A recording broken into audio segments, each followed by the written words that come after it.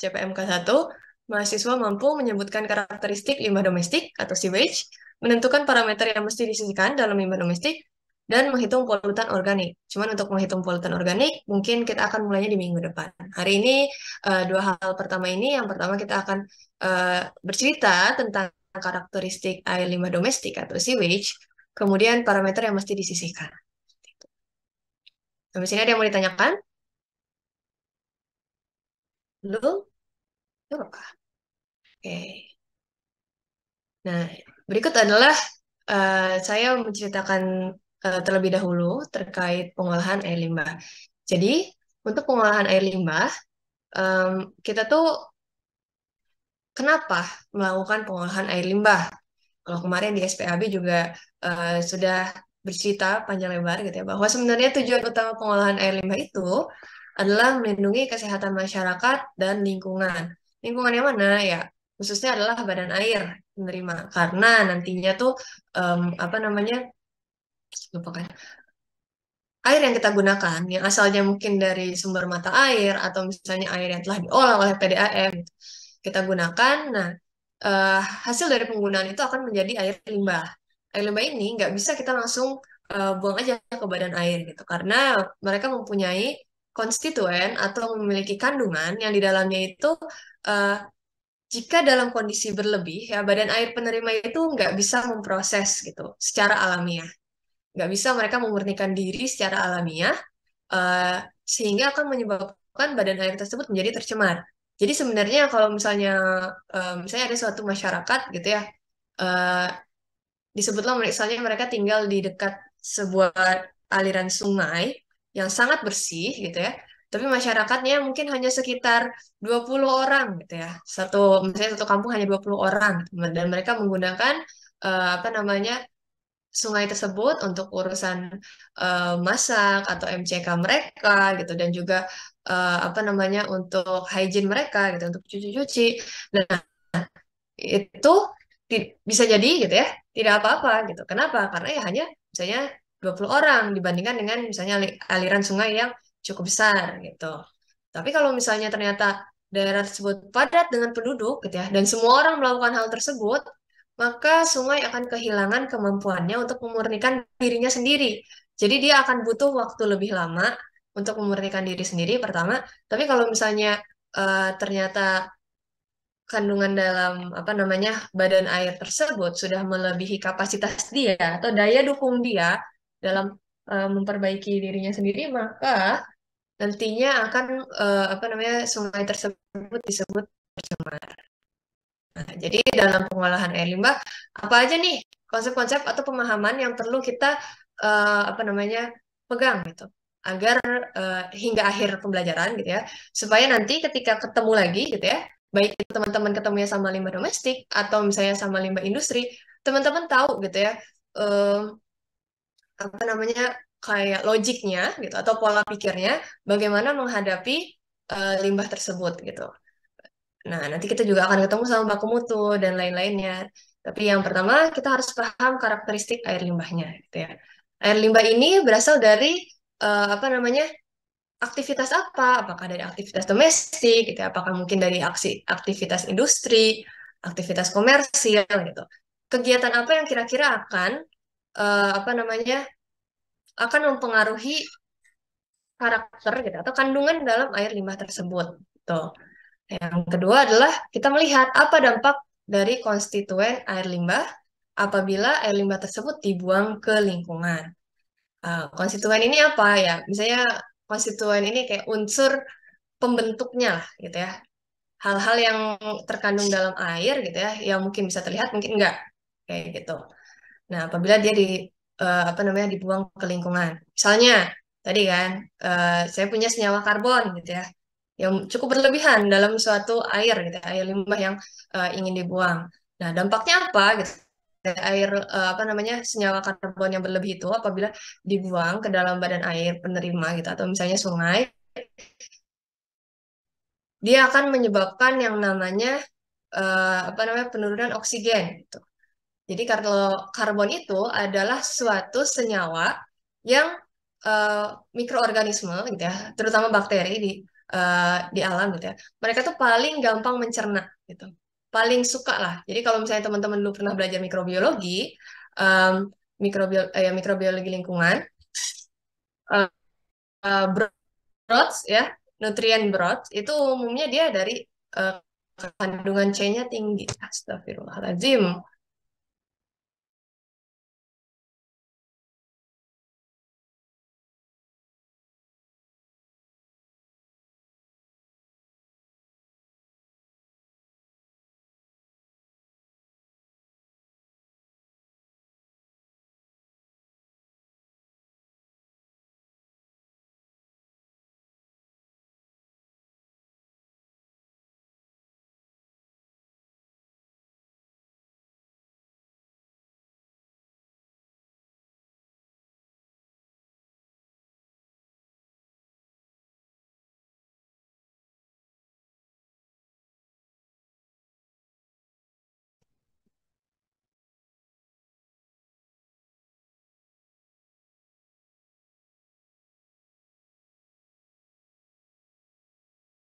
Oke teman-teman, mohon maaf tadi terputus. Eh, Akan saya lanjutkan lagi terkait dampak konstituen air limbah. Oh iya, belum share screen. Oke, apabila dibuang ke lingkungan. Nah, tadi ya, misalnya saya punya C gitu ya, karbon berlebih. Saya buang ke dalam suatu badan aliran sungai tanpa diolah. Nah, dampaknya apa?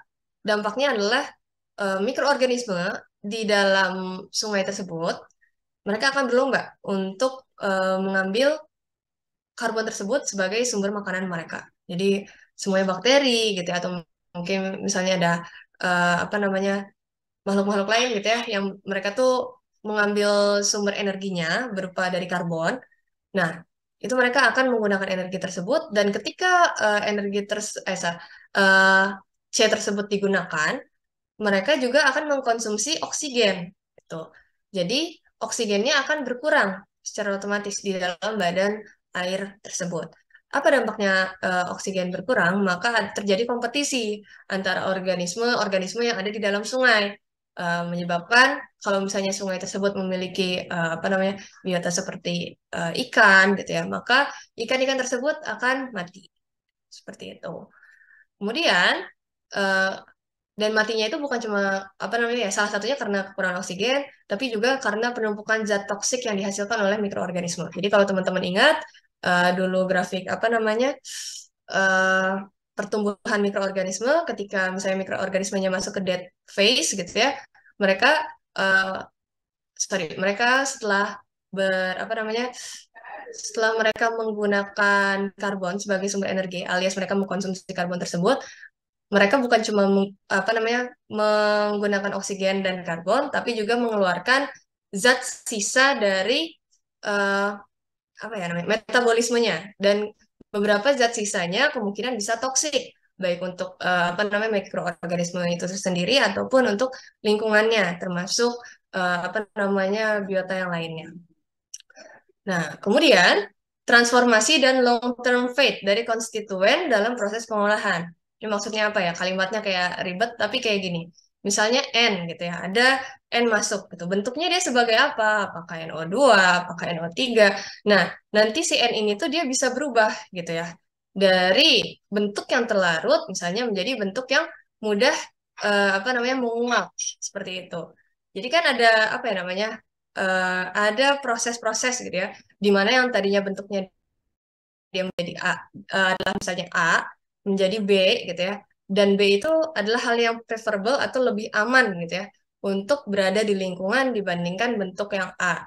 Nah, dengan kita memahami transformasi dan long term fate ini, kita tahu nih ya, kalau misalnya kita nggak bisa mereduksi apa namanya konstituen tersebut, maka kita bisa mengubahnya ke dalam bentuk yang lebih aman. Dan ini menyambung kepada poin keempat, yaitu metode pengolahan, yang mana inti dari metode pengolahan ini gitu ya, kita antara menyisihkan alias apa namanya komponen yang tadinya ada, kita usahakan bagaimana cara komponen itu agar berkurang atau kita memodifikasi gitu ya. Jadi konstituen tadi gitu ya yang bentuknya dia kurang baik untuk berada di lingkungan, kita ubah agar menjadi bentuk yang lebih preferable atau lebih aman untuk berada di lingkungan. Nah, kemudian berlanjut ke sasaran. Jadi untuk pengolahan air limbah beda dengan pengolahan air bersih ya teman-teman. Jadi apa namanya unit-unitnya gitu ya. Walaupun misalnya nanti kita akan bertemu ada namanya sedimentasi lagi gitu ya. Tapi akan beda dengan sedimentasi yang ada di unit pengolahan air minum. Kenapa? Karena tentu saja karakteristik air yang akan kita olah berbeda gitu. Biasanya karakteristik air limbah gitu ya. Ini nih ada 4 yang utama ada di sini gitu. Apa aja yang ingin biasanya kita sisihkan dalam pengolahan air limbah. Yang pertama kita ingin menyisihkan colloidal suspended atau floatable material. Dia akan kenapa sih perlu disisihkan gitu ya? Ya karena hampir sama kayak yang di unit pengolahan air minum, sorry, bahwa mereka ini bisa berpotensi akan mengganggu gitu ya, mengganggu proses-proses selanjutnya seperti itu. Dan juga biasanya colloidal suspended ataupun floatable material ini diukur dengan parameter yang disebut dengan TSS. Nah, yang kedua adalah pengolahan biodegradable organik. Jika dia mengalami kelimpahan gitu ya di badan air alami, sebenarnya badan air alami itu mereka mampu sih memprosesnya supaya jadi jernih lagi. Tapi kalau berlebihan gitu ya, melebihi daya dukung yang mereka mampu,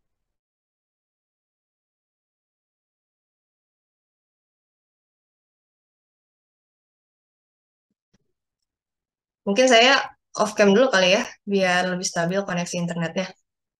Nah, kalau misalnya tes sorry, BOD ini melebihi dari apa yang sungai tersebut mampu untuk proses, maka nantinya akan berdampak tadi, mungkin eutrofikasi gitu ya.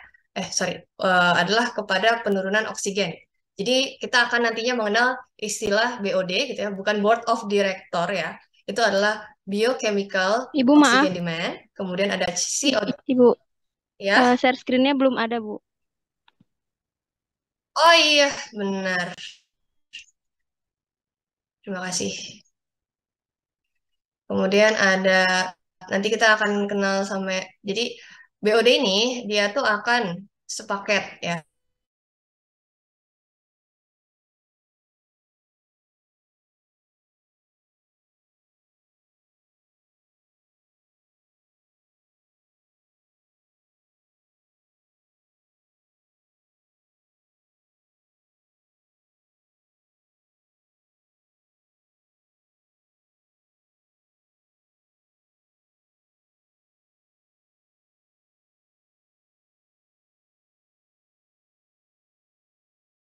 Saya coba pindah koneksi dulu karena ini sudah parah sekali. Sebentar, sebentar. Saya coba pindah koneksi.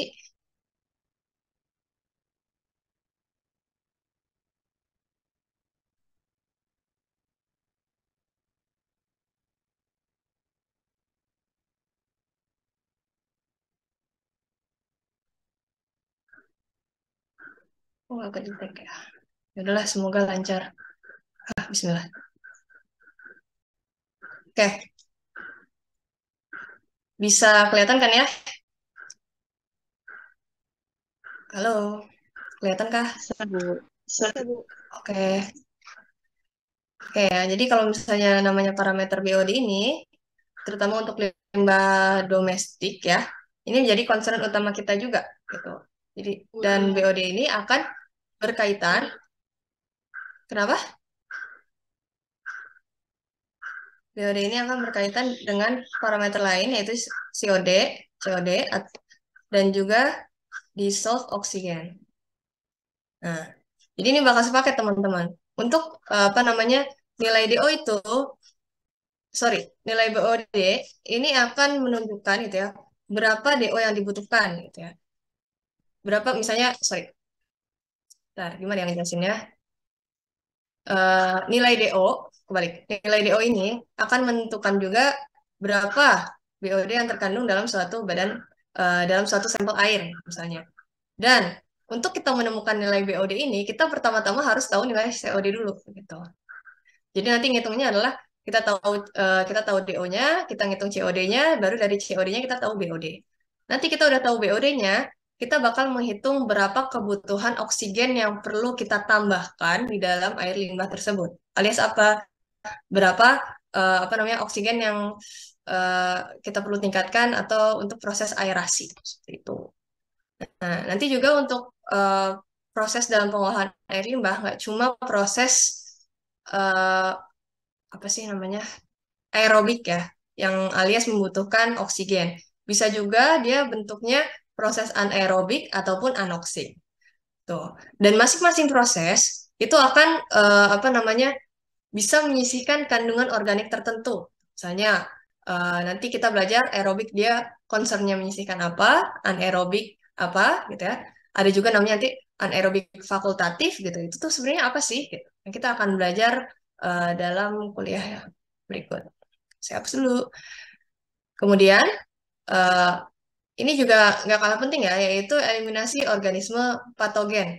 Kita tahu kalau namanya apa namanya kemarin kita belajar bahwa eh, jika ada orang ya yang membuang apa namanya hasil buangan feses dan juga urinnya ke dalam em, badan air, tentunya nggak cuma feses dan urin itu, maksudnya nggak cuma senyawa organik yang masuk situ, tapi juga apa organisme patogen alias bakteri-bakteri atau mungkin virus yang dia bisa membawa penyakit gitu ya untuk makhluk hidup ataupun tumbuhan di sekitar lingkungan tersebut gitu. Nah, makanya penting kita untuk mengeliminasi juga organisme patogen ini agar apa? Agar lingkungan gitu ya yang apa namanya yang nantinya menerima hasil air olahan dari WWTP atau dari IPAL ini itu udah nggak mengandung organisme patogen lagi. Lebih advance di negara yang lebih maju, mereka nggak cuma memperhatikan bagaimana cara menyisihkan organisme patogen, tapi juga sampai di titik bagaimana sih menyisihkan kandungan hormon ataupun eh, apa ya kandungan obat-obatan yang manusia konsumsi gitu ya dia masuk ke dalam air limbah. Nah itu bagaimana supaya bisa disisihkan sebelum nanti akhirnya air limbah hasil olahannya itu dibuang ke badan air penerima. Dan terakhir adalah penyisihan nutrien N dan P. Nah, tadi kan di kuis ya saya jelaskan kalau misalnya N dan P ini concernnya adalah dia akan mempengaruhi di apa namanya di alamnya itu memicu adanya eutrofikasi. Gitu. Terjadinya eutrofikasi, kelimpahan N dan P, kemudian apa? Efeknya menjadi algal bloom. Oke, selanjutnya adalah konsep dasar pencemaran lingkungan. Ya, di konsep dasarnya bagaimana sih sebuah lingkungan itu bisa tercemar? Kita perlu tiga komponen. Yang pertama adalah sumber, lingkungannya sendiri, dan juga reseptor. Ya. Sumber ini bisa berasal dari sumber biogenik atau alamiah, ataupun yang kedua adalah antropogenik, gitu ya. Manusia atau buatan manusia. Ya. Jadi dari aktivitas manusia gitu, bukan alam yang memproses gitu. Nah, misalnya aktivitas industri, contoh kayak gitu. Nah, dari sini sumber ini mereka akan mempengaruhi lingkungan gitu. Lingkungan apa aja yang terpengaruhi yaitu ada atmosfer, hidrosfer, dan juga litosfer. Nah, apa aja? Berarti kan udara, air, dan juga tanah ya yang terpengaruh. Kemudian dari lingkungan tersebut, ya, mereka mengalami perubahan dan nantinya akan berpengaruh terhadap reseptor. Siapa aja reseptor? Yaitu manusia, tumbuhan, hewan, ataupun material. Ya. Alias komponen abiotik. Ya. Nah, lingkungan ini gitu ya. Jadi sumber dan lingkungan itu akan saling mempengaruhi gitu ya. Ketika misalnya lingkungannya ini apa namanya terganggu gitu ya dari kondisi awalnya, dia juga bisa menyebabkan suatu bencana baru atau misalnya sumber pencemaran lingkungan yang baru. Seperti itu.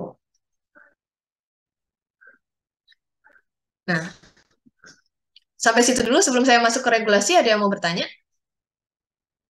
Saya kasih waktu 2 menit ya, teman-teman. Untuk teman-teman mungkin mencerna terlebih dahulu, ataupun jika ada yang mau bertanya, saya persilahkan. Saya tunggu sampai 10.38.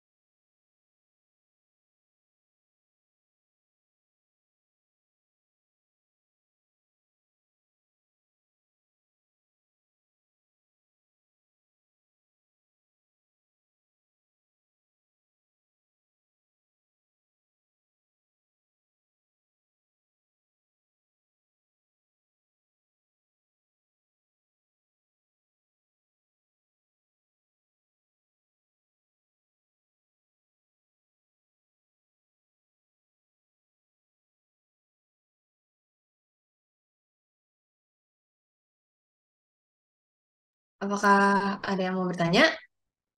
Kalau belum ada, ya nggak apa-apa. Sambil saya lanjutkan ya, teman-teman.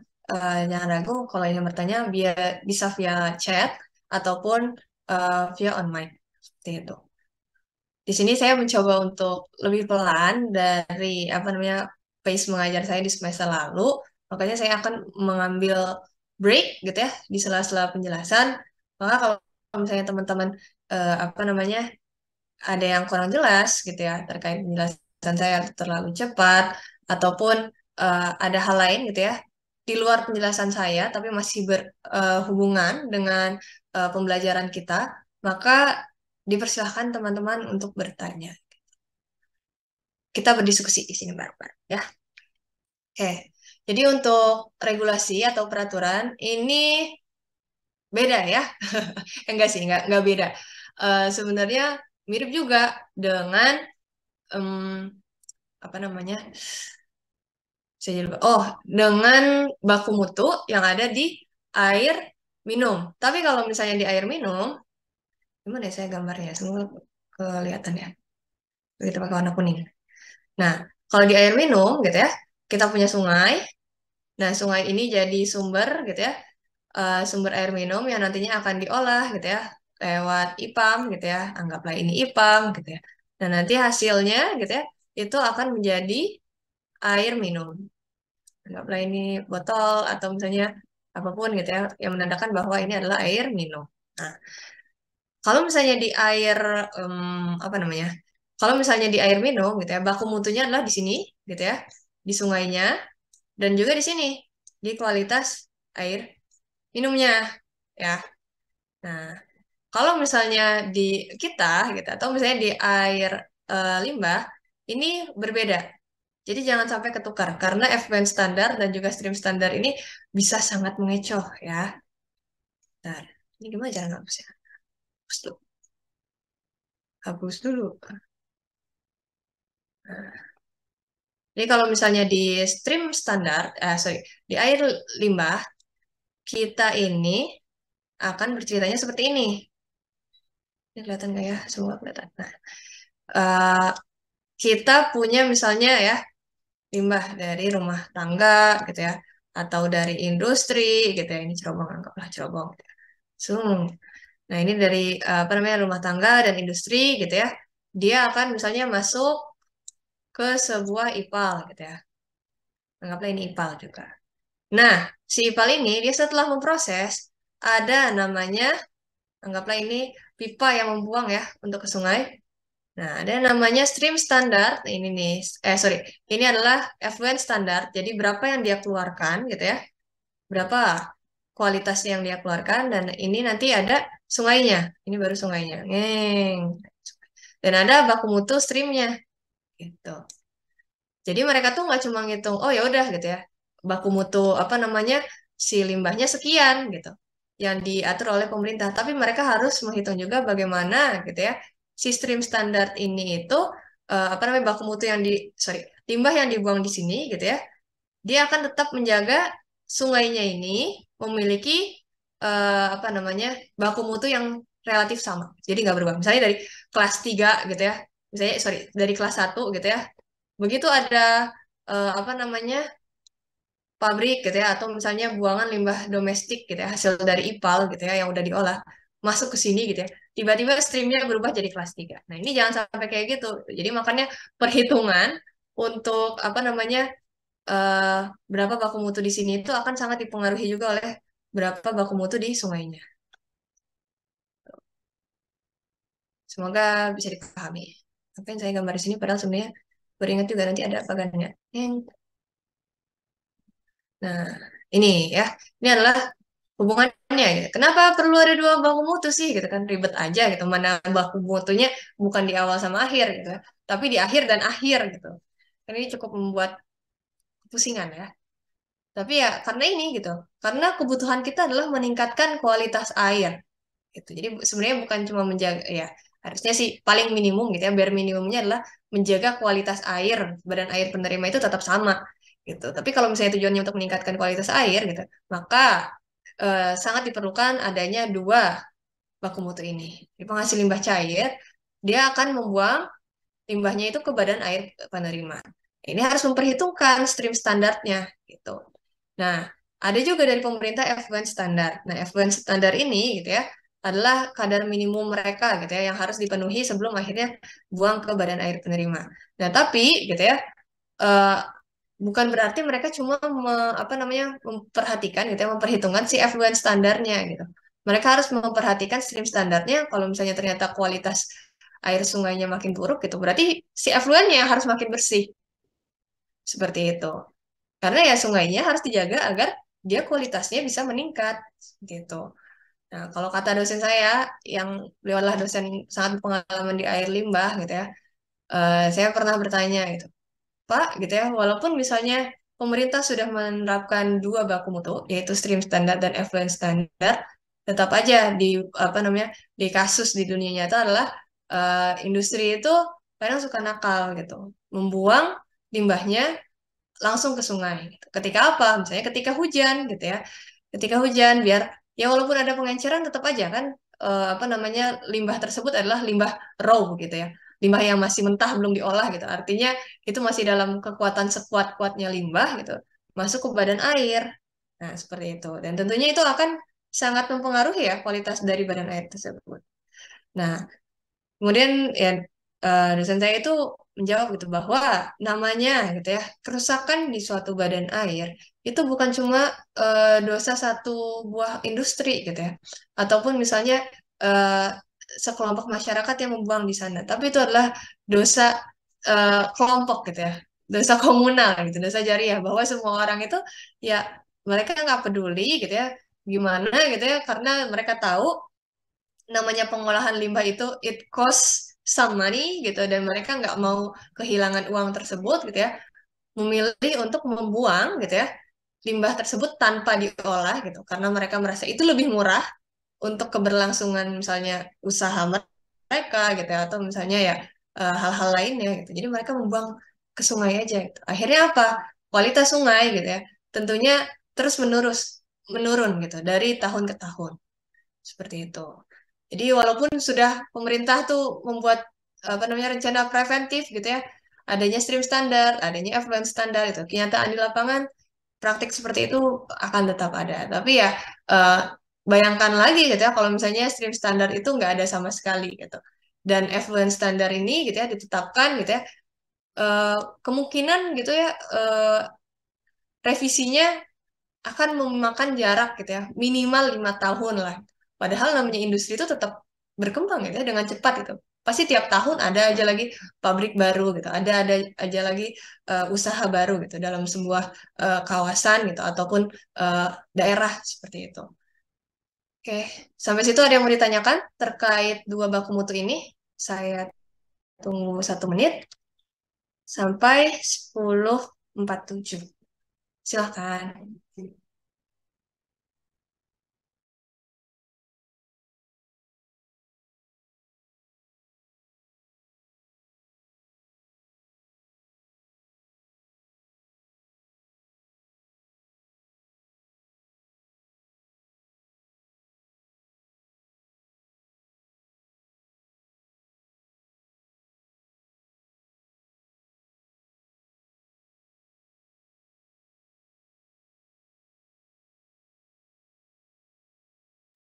Oke, ada yang mau bertanya? Jika belum ada, maka saya lanjutkan terlebih dahulu ya. Nah, berikut terkait baku mutu atau standar yang ada di Indonesia. Tuh. Jadi kalau misalnya dulu yang apa namanya, ya dari saya pas kuliah juga sih, baku mutu yang di apa namanya, yang berlaku untuk air limbah ya. Peraturan Menteri Lingkungan Hidup RI nomor 5 tahun 2014 ini tentang baku mutu air limbah. Di sini ada macam-macam baku mutu, jadi nggak cuma limbah domestik ya.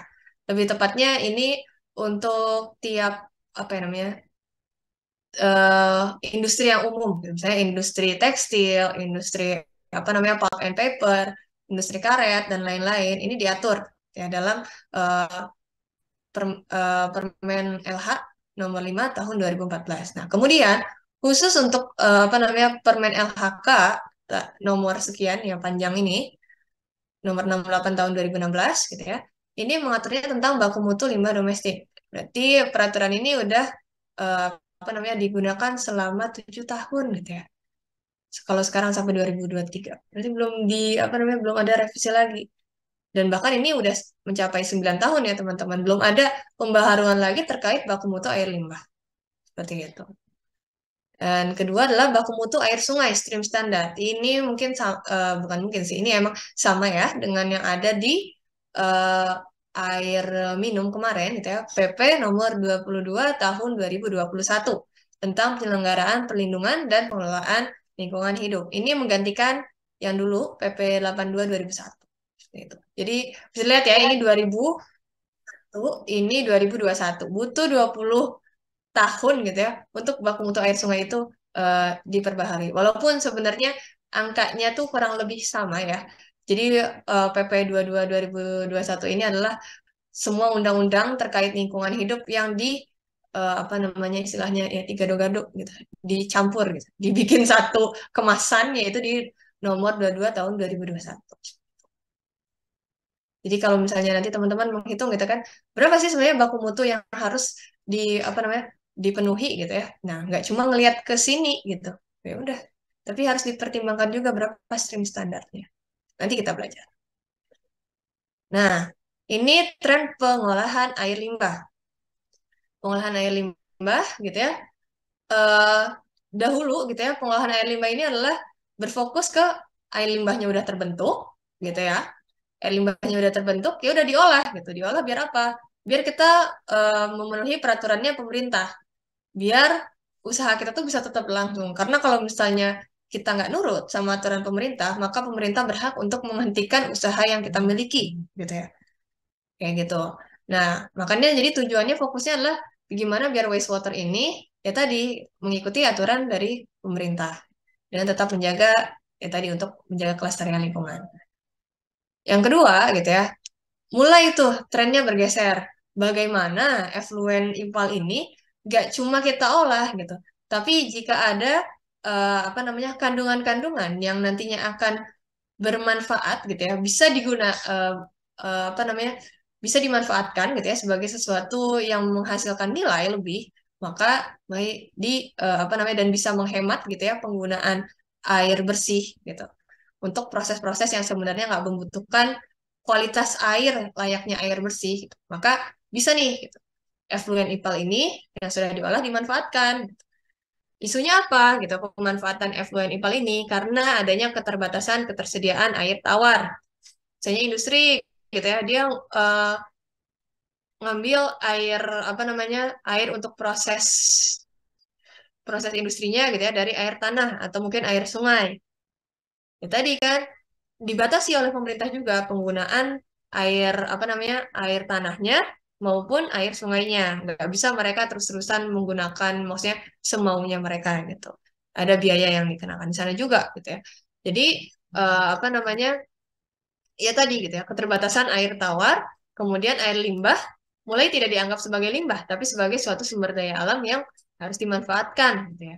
Misalnya untuk proses penyiraman tanaman gitu ya eh, di suatu pabrik gitu ya. Jadi kalau pabrik kan dia juga perlu memiliki beberapa lahan yang hijau gitu. Ini bisa dimanfaatkan gitu sebagai sumber daya alam bahwa ya nyiram tanaman mah gitu ya.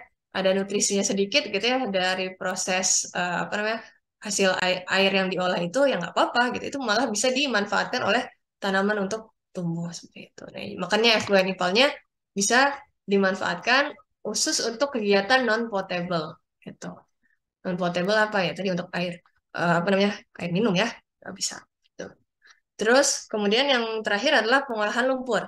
Jadi namanya pengolahan apa namanya air limbah gitu ya. Ya sama sih kayak pengolahan air minum juga. Kalau misalnya ada TSS gitu ya atau misalnya ada solid gitu ya. Jadi nanti kalau teman-teman belajar sampah juga gitu kan. Kalau sampah kita ngelihatnya berapa kadar airnya. Itu benda padat yang kita perhatikan adalah kadar airnya. Nah, kalau misalnya kita belajar IPAL gitu, maksudnya terkait air, kita lihat eh, ini kita punya air gitu ya, berapa kadar padatannya gitu. Jadi kebalikannya. Nah, untuk apa namanya pengolahan lumpur ini gitu ya, dia apa namanya berfokusnya untuk bagaimana memanage gitu ya atau mengelola biosolid yang dihasilkan ataupun residu gitu ya. Dan nantinya kalau misalnya mereka bisa dimanfaatkan kembali, baik itu menjadi pupuk gitu ya, ataupun misalnya menjadi tanah untuk penutup landfill gitu. Nah, itu bisa digunakan seperti itu. Ataupun ternyata residualnya ya harus dibuang gitu ya secara aman ke sebuah landfill apa namanya landfill kota gitu. Itu seperti apa? Nah, ini adalah apa namanya suatu bagan ya teman-teman. Jadi kita memperoleh air tuh dari mana? Ya siklus air. Tentunya teman-teman harusnya udah hafal gitu ya bahwa apa namanya air itu berada di dalam lingkungan itu dalam berbagai bentuk gitu ya. Bentuk air yang misalnya mengalir di sungai, tapi juga dia bisa mengalami evaporasi. Evaporasi kemudian dia akan menjadi awan. Awan kemudian nanti dia akan berkumpul dan turun sebagai hujan. Ya kayak gitu lah ya siklus air. Nah, tapi sebenarnya ya dari sekian banyak air yang ada di dunia, gitu ya, mungkin hanya 1% yang kita manfaatkan untuk air minum, gitu ya. Air minum loh ya, bukan air bersih, gitu ya. Untuk air minum, air bersih ya beda lagi, pasti lebih dari 1%, gitu ya. Nah, sisanya, gitu ya, itu untuk memindahkan atau untuk transportasi. Transportasi apa ya? Tadi, transportasi air limbahnya. Gitu. Misalnya dari sumber air, gitu ya, atau dari badan air penerima, dari badan air kita ambil nantinya untuk menjadi suatu water supply gitu ya. Water supply ini nantinya kita akan menggunakan gitu untuk keperluan apa namanya mandi gitu ya, cuci-cuci gitu. Dan kalau misalnya untuk air minum tentunya itu perlu mencapai suatu kualitas tertentu. Kemudian nanti setelah itu gitu ya, ya kan kita minum pasti kita buang air ya, buang air kecil gitu, buang air besar akan dibuang gitu ya lewat saluran pembuangan dan ditransportasikannya juga oleh air itu gitu menuju ke unit pengolahan. Setelah dari situ unit pengolahan gitu ya air yang layak untuk dia dibuang ke badan air penerima baru akan disalurkan ke badan air penerima. Jadi ya cuma sedikit gitu ya yang digunakan gitu ya untuk air minum gitu. Sisanya ya untuk tadi keperluan-keperluan yang lain. Nah, ini urban water chain atau rantai air dari penggunaan air di perkotaan ya. Ada kita punya air permukaan dan juga air tanah. Ya, termasuk misalnya kalau misalnya di perkotaan jarang ya ada spring alias apa namanya mata air yang muncul gitu ya. Nah, dari air permukaan dan juga air tanah ini kita olah agar bisa menjadi air minum gitu ya. Nah, tapi air misalnya air permukaan juga dia bisa digunakan untuk apa namanya aktivitas domestik maupun industri. Begitu juga dengan air tanah, gitu ya. Air minum terus kemudian digunakan gitu ya untuk keperluan domestik dan industri. Kemudian ada beberapa apa namanya pengotor gitu ya yang dia bisa masuk gitu ya dalam kegiatan yang dilakukan yaitu baik kegiatan domestik maupun kegiatan industri dan nantinya gitu ya dari penggunaan air tersebut kita akan mengolahnya gitu ya. Mengolah air limbah yang dihasilkan menjadi apa namanya menggunakan beberapa metode gitu ya, baik itu metode biologis, fisik, kimia ataupun kombinasi dari ketiganya. Kalau udah gimana? Kalau udah ya hasil olahannya dibuang. Kalau nggak dibuang kemana? Ke rius seperti itu. Jadi ini adalah rantai airnya ya, penggunaan air utamanya di perkotaan seperti itu. Ya, kalau misalnya di pedesaan mungkin eh, ya nggak menutup ya bahwa industrial juga ada gitu. Misalnya industri apa gitu, industri peternakan gitu, industri apa namanya pertanian gitu. Itu kan juga berapa jenis industri ya. Mungkin belum modernize juga bisa jadi di modernisasi gitu. Tapi ya sama aja akan ada limbah yang dihasilkan dan juga ada proses pengolahan yang dibutuhkan untuk mengolah air limbah tersebut dan juga menjaga kualitas dari badan air sungai. Habis itu ada yang mau ditanyakan? Kalau bisa dipahami? Saya kasih 1 menit ya, sampai 10.59. Teman-teman silakan apa namanya menyerap terlebih dahulu informasi-informasi tersebut.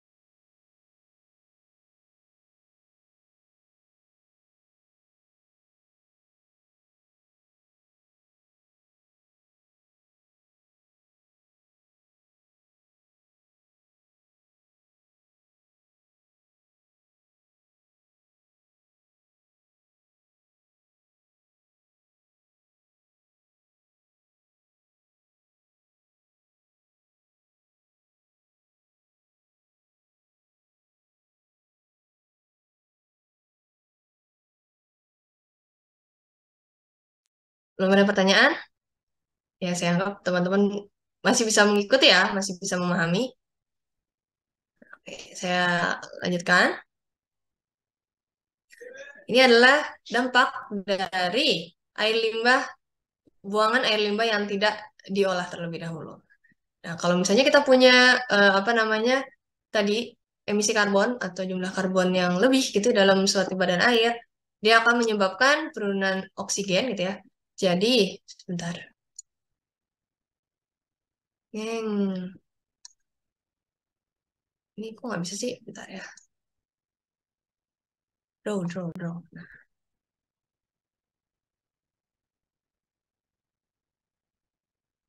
Nah, jadi oksigen menurun gitu ya. Berarti DO-nya, ya salah.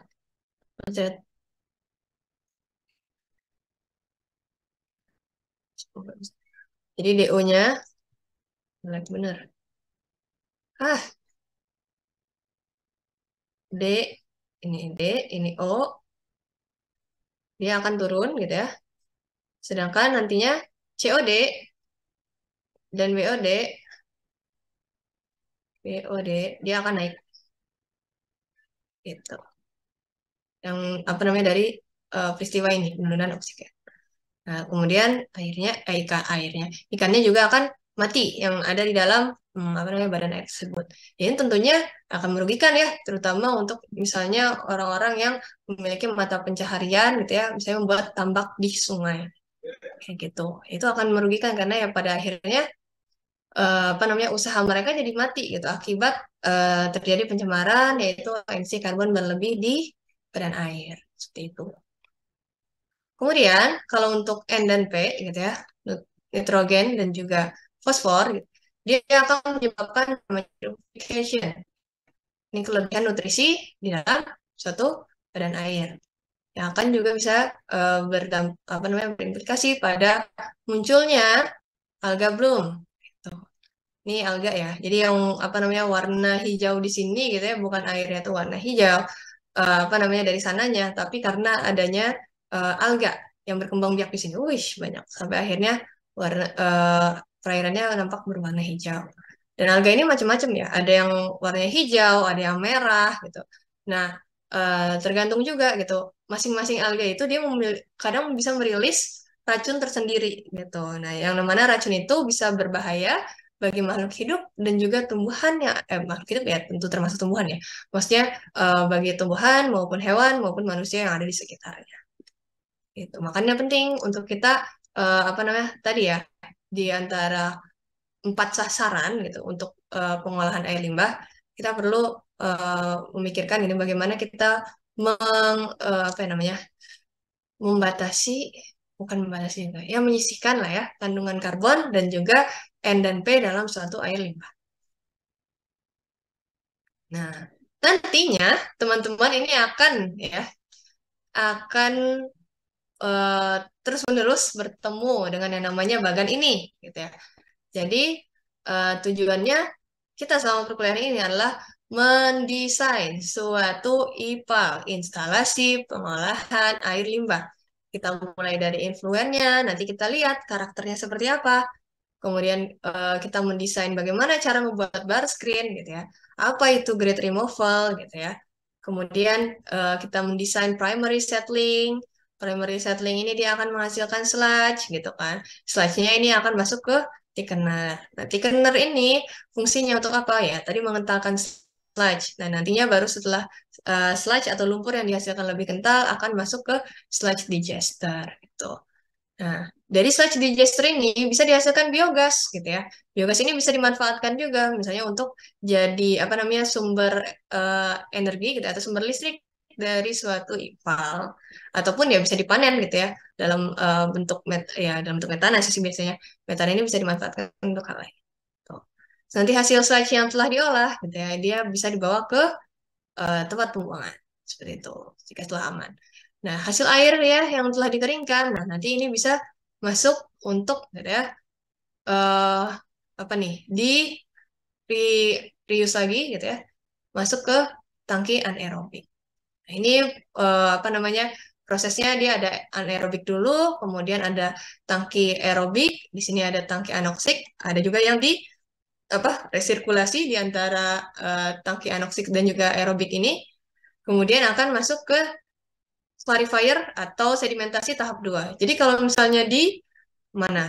Lupa saya. Di IPAM, kita cuma butuh tangki sedimentasi satu aja kemungkinan ya. Di depan, ya mungkin dua lah ya. Prasedimentasi sama sedimentasi. Tapi kalau misalnya di IPA gitu ya, kemungkinan gitu ya, eh, ya kita minimal butuh dua gitu. Karena setelah proses biologisnya gitu ya, akan ada sludge yang dihasilkan gitu. Jadi istilahnya kayak apa ya? Bakterinya tadi yang mereka gitu ya bebas di mana-mana. Kemudian setelah proses penyisihan ini, proses biologis gitu ya, mereka akan jadi lebih mudah settle gitu, mudah mengendap di sini. Gitu. Jadi prosesnya bukan apa namanya kalau di mana di PAM itu kan ada namanya proses penambahan kok jadi lupa apa namanya koagulasi, flokulasi ya. Kemudian sedimentasi. Nah, kalau ini dia ada primary settling dulu dan apa namanya nantinya ada final clarifier. Ini fungsinya masing-masing beda ya. Dan pemposisiannya itu juga bisa beda-beda. Tergantung kita mau bikin apa namanya, tergantung gimana karakteristik limbahnya gitu. Berapa biaya yang kita miliki dan juga kita mau bikin konfigurasinya itu seperti apa gitu. Jadi ya bisa saya janjikan bahwa kalau misalnya teman-teman merasa wah kewalahan gitu ya menggambar ketika IPAM gitu ya, ini akan lebih berat teman-teman. Selamat ya, semangat bisa. Harusnya belajar IPAM kemarin udah apa namanya udah membuat teman-teman lebih terlatih ya untuk menggunakan mahir menggunakan AutoCAD. Jadi di semester ini walaupun misalnya unitnya bertambah gitu, tapi teman-teman bisa menghandle-nya dengan lebih baik, gitu, menghadapinya dengan baik. Kemudian nantinya setelah final clarifier akan bisa jadi ada tambahan post treatment gitu ya. Apakah butuh ya tentunya kadang butuh desinfeksi gitu ya ataupun unit-unit pengolahan lain gitu ya. Unit pengolahan N, unit pengolahan P gitu. Nah, itu juga bisa ditambahkan kayak gitu. Dan barulah effluentnya dibuang ke badan air. Nah, ini contohnya misalnya C-nya gitu ya. Dilihat gitu ya BOD-nya berapa yang goal-nya gitu, P-nya juga berapa, N-nya juga berapa. Seperti itu. Nah, ini setelah saya ngasih apa namanya review gitu ya terkait nantinya unit macam apa yang teman-teman em, apa namanya yang akan teman-teman gambar, yang akan teman-teman mungkin rancang, sorry bukan gambar doang, teman-teman rancang.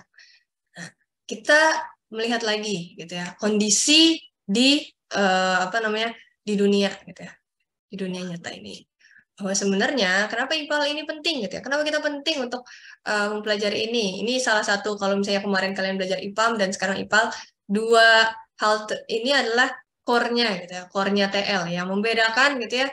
Kalau kita kan TL kita belajar proses ya, mirip sama Tekim gitu. Kita juga belajar sipil, mirip ya sorry. Kita juga belajar konstruksi gitu ya, sedikit-sedikit mirip dengan sipil gitu. Tapi inilah core-nya yang apa namanya teknik lain itu nggak punya gitu bahwa kita ini memperhatikan juga bagaimana kesehatan orang-orang gitu ya akibat dari tadi misalnya mereka tidak bisa memiliki akses terhadap air minum maupun mereka nggak punya akses terhadap sanitasi. Kenyataannya bahwa sekitar 1 kali 10⁻⁹ berapa tuh nolnya banyak banget ya sekitar segitu ya orang itu nggak punya akses terhadap uh, air minum gitu. Paling besar di Asia 63%. Gitu. Yang kedua di Afrika, kemudian di Amerika Latin gitu ya, lawan Karibia, dan yang terakhir adalah di Eropa. Dan 2,4 kali 10⁻⁹ orang, itu banyak lah ya teman-teman, miliaran, triliunan, lupa saya ngitungnya. Nah orang ini mereka nggak punya akses terhadap sanitasi, dan 80%-nya adalah di Asia. Nah, berarti PR kita tuh masih banyak. Jadi kalau misalnya teman-teman mikir, wah, jadi kerja di teknik lingkungan jadi apa gitu ya, jadi tukang ledeng bukan gitu teman-teman. Ini tuh PR kita masih banyak. Harusnya masih banyak gitu ya, atau banyak sekali gitu ya, kesempatan untuk kita itu bisa memanfaatkan keilmuan kita gitu ya. Masih banyak PR dan untuk selama-lamanya gitu ya. orang teknik lingkungan tuh akan punya kerjaan harusnya. Kenapa? Karena kalaupun semua industri berhenti gitu ya, orang tuh akan tetap buang air gitu. Karena manusia ya tetap seperti itu mekanismenya. Mereka makan ya mereka apa namanya memproses itu untuk menjadi energi, melakukan kegiatan gitu ya. Nah, nanti hasilnya sisanya adalah mereka berdefekasi gitu. Dan proses itu nggak akan berubah mau sampai puluhan tahun, ratusan tahun kemudian karena ya terbukti dari apa namanya ratusan abad yang lalu gitu ya, manusia tuh masih ya sama aja gitu berdefekasi gitu, membuang buangan, membuang kotoran seperti itu. Nah, ini bedanya ya industrialized country dengan negara masih berkembang. Ya. Kalau misalnya apa namanya industri yang dia udah apa namanya istilahnya negara yang udah berkembang gitu ya, mereka udah melakukan otomasi, ya mereka udah lebih ya banyak lah ya, udah beberapa step ahead gitu ya dibanding negara berkembang. Biasanya mereka itu mempunyai aturan-aturan yang lengkap gitu dan juga kelembagaan yang lengkap. Ini kelembagaan penting nih. Kenapa? Karena ya namanya di Indonesia gitu ya, apalagi sistem hukum kita gitu, penting untuk ada lembaga yang menaungi gitu ya. Supaya apa? Supaya ya proses itu tuh bisa dikontrol gitu dan juga hukumnya tuh bisa diimplementasikan gitu. Nah, bisa diawasi seperti itu. Apakah hukumnya benar-benar berjalan gitu. Nah, kalau misalnya hukumnya nggak berjalan atau misalnya orangnya tidak memenuhi hukum, maka akan ada konsekuensinya gitu. Apa namanya sanksi yang harus dihadapi seperti itu. Jadi mereka punya apa namanya legislatif gitu ya, istilahnya mah legislatif itu berarti ya DPR-nya gitu ya, dan juga peraturannya gitu ya, lembaga yang mengatur peraturannya itu full gitu ya, dari hulu ke hilir gitu ya, mereka mengatur semua prosesnya gitu ya, semua apa namanya ya prosesnya tadi benar, dan juga itu udah ada kelembagaannya masing-masing gitu. Jadi udah tahu yang ini wewenangnya apa, yang lain wewenangnya apa gitu. Nggak overlap lah istilahnya, udah lebih teratur. Kemudian tadi strict control dan juga mematuhi gitu ya hukumnya. Mereka ya kelemahan di negara berkembang ya salah satunya juga kita kadang untuk proses pemantauannya gitu ya kontrolnya itu masih longgar atau kadang malah worst case adalah tidak dilakukan gitu ya. Jadi kalau orang mau bikin entah itu pabrik gitu ya, entah itu ya usaha apapun, mereka cuma tekan tanda tangan di awal gitu ya bahwa oh iya gitu saya punya AMDAL, saya punya apa namanya UPL UKL gitu, RKL RPL gitu. Tapi untuk pengawasannya gitu ya, maka pemerintah itu suka kewalahan gitu karena mereka ngerasanya oh kita understaff nih untuk mengawasi apa namanya sekian banyak industri di sekian banyak daerah gitu. Sementara ya staff kita ya segini aja, sistem masuknya kita meng-hire staff ini hanya melalui misalnya mekanisme yang pemerintah tentukan gitu. Jadi ya sedikit gitu orang-orang yang bisa di uh, istilahnya delegasinya gitu ya kurang decentralized gitu. Jadi masih berfokus kepada ke pusat seperti itu. Dan mereka punya apa namanya aturan disebutnya polluters pay gitu. Jadi orang yang menghasilkan limbah itu membayar sesuai dengan banyaknya limbah yang mereka hasilkan. Nah, mereka itu jadi gini, misalnya mereka sampai menentukan gitu ya bahwa tiap orang gitu ya, misalnya saya gitu ya, uh, itu minimal harus membayar sekitar 40 sampai 80 euro gitu ya. Jika saya tinggal gitu ya. Kenapa? Itu tuh jadi kayak biaya IPL-nya lah ya. IPL yang harus dibayarkan wajib dibayarkan ke pemerintah. Karena pemerintah udah membuat suatu sistem gitu ya di mana semua apa namanya? Semua jaringan air limbahnya itu terkoneksi dan itu masuk di IPAL, diproses gitu ya. Warga itu menikmati lingkungan yang sudah apa namanya udah rapih gitu, yang udah terjaga seperti itu. Jadi bahkan tiap individunya itu di-charge gitu, berapa pajak yang harus mereka bayar untuk lingkungan gitu. Jadi kebayang ya kalau misalnya satu kakak gitu ya, ada 2 orang sama ada misalnya 5 orang ya tentu beda gitu ya. Tergantung berapa banyak orang yang tinggal di rumah tersebut gitu. Berapa banyak anggota keluarga yang ada di situ. Kalau misalnya di Indonesia ya tentu susah ya. Kenapa gitu? Boro-boro mau men-charge gitu ya warganya untuk buang air gitu ya. Untuk apa namanya tadi membentuk suatu saluran apa namanya saluran untuk jaringan air limbah terpadu gitu ya. Sementara warganya sendiri ya untuk bikin septic tank aja itu udah susah banget kayak gitu. Mereka kesulitan di sana ya. Jadi ya beginilah teman-teman gap nyatanya. Dan terakhir adalah persepsi publik gitu. Untuk negara-negara yang mereka udah apa namanya tergolong maju gitu ya, ya GDP-nya juga udah tinggi tentu aja. Persepsi publiknya itu beda gitu terhadap lingkungan. Ya mereka tahu wah ini apa namanya it cost a lot gitu ya. Itu membutuhkan biaya yang tinggi bagi mereka untuk membayar tadi pajak untuk lingkungan. Tapi mereka paham gitu bahwa pajak yang mereka bayar ini gitu ya, nggak mereka nikmati sendiri gitu ya. Itu untuk apa namanya untuk rakyat banyak dan juga untuk uh, lingkungan di masa depan gitu, lingkungan anak cucu mereka gitu. Ya kalau misalnya membandingkan dengan Indonesia, wah susah Bu gitu ya. Belum lagi misalnya apa namanya bagaimana dengan institusi gitu ya, atau misalnya pejabat-pejabat yang korup gitu ya. Boro-boro rakyatnya mau apa namanya percaya bayar pajak dan lain-lain gitu kan. Kemarin aja kasusnya banyak dan lain-lain. Itulah susahnya ya teman-teman. Maksudnya kita uh, emang namanya apa namanya belajar IPAL ini juga pasti kita melihatnya ke negara yang lebih dulu mengimplementasikan gitu ya. Mereka yang lebih dulu punya pengalaman lebih lama gitu ya. Tapi balik lagi untuk hal-hal di luar teknis gitu ya. Jadi aspek non teknis dari pengelolaan apa namanya air limbah ini itu sangat sulit gitu. Kalau misalnya kita menilik kondisi Indonesia sekarang. Tapi bukan berarti nggak mungkin gitu ya. Teman-teman di sini adalah generasi penerus yang nantinya apa namanya punya harapan untuk membuat Indonesia itu bisa jadi lebih baik lagi di masa depan. Nah, ini adalah bagian pertama dari kuliah kita hari ini. Saya akan ganti slide. Tapi untuk sebelumnya, karena apa namanya panjang ya kelas kita hari ini, saya kasih break untuk kita semua selama 5 menit. Jadi ketemu lagi di 11.21 ya teman-teman. Kalau mau ada bedroom break gitu ya, atau misalnya mau teman-teman juga sambil ngambil air minum atau apa, dipersilahkan. Ya, kita ketemu 5 menit lagi.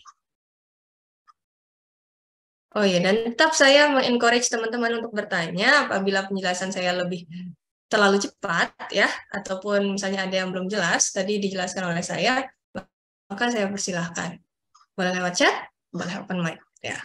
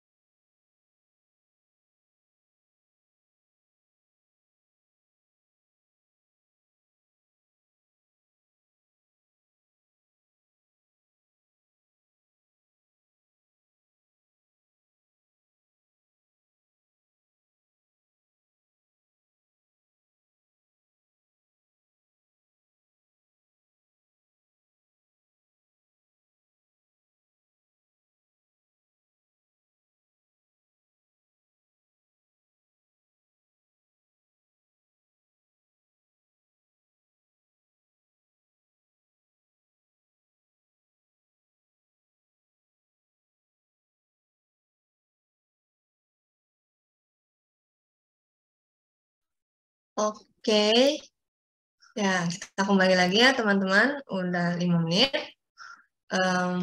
Maka saya mau share screen lagi, kait bahasan baru kita, yaitu tentang wastewater karakteristik atau karakteristik air buangan. Masih sama ya, subjek PMK yang mau kita capai. Nah, ini adalah aliran air gitu ya di sebuah perkotaan. Ya. Umumnya nih air gitu ya berasal dari ya air berasal dari mana namanya mata air gitu ya. Ini yang alirnya kemana ya sebenarnya? Oh, ke sini. Dari sini gitu ya, dari mata air ataupun dari air permukaan di apa namanya diolah gitu ya, di IPAM gitu ya, instalasi pengolahan air minum. Nah, air minum dan juga air bersih ya tentu saja. Nah, nanti air bersih akan masuk ke storage gitu ya, digunakan oleh masyarakat air tersebut dan akan ada sistem pengolahan sistem penyaluran gitu ya, sewerage gitu ya, yang kita pelajari di matkul satunya yang akan mengalirkan menuju instalasi pengolahan air limbah. Nah, nanti air buangannya akan dibuang ke sungai lagi. Ya, aneh banget sebenarnya ini naik, tapi ya hanya untuk ilustrasi untuk menggambarkan bahwa proses ini tuh kayak airnya tuh pindah-pindah aja, gitu nggak sih? Dari yang dia di alam gitu ya, jadi bersih, cocok untuk baku mutu air bersih dan air minum gitu, penggunaan air bersih dan air minum, terus kita gunakan gitu ya. Setelah kita gunakan kita menghasilkan air buangan, air limbah, dan akhirnya air limbah tersebut perlu diolah sebelum kembali lagi gitu ke badan air di awal. Muter-muter aja sebenarnya. Nah, untuk aliran air di perkotaan ini, gitu ya, dia punya dua skema. Nah, ada dry weather flow dan ada juga rain weather flow, gitu ya. Jadi mau negaranya menghadapi sekian banyak musim, gitu ya, tetap aja dilihatnya adalah musim basah dan musim kering, teman-teman. Dilihat, gitu ya, ketika misalnya musim, terutama ini untuk negara yang dia menggunakan sistemnya, gitu ya, bisa jadi memilih sistemnya untuk tercampur ataupun terpisah gitu sewernya. Karena nanti akan mempengaruhi juga berapa ukurannya gitu ya. Bagaimana kandungan di dalam air limbahnya gitu kan. Kira-kira parameter apa yang meningkat ketika hujan turun seperti itu. Dan kira-kira ketika misalnya nggak ada hujan gitu ya, concern yang perlu diperhatikan dari kandungan air limbah tersebut apa kayak gitu. Misalnya untuk dry weather flow gitu ya. Ketika kondisi musim adalah kering gitu ya, maka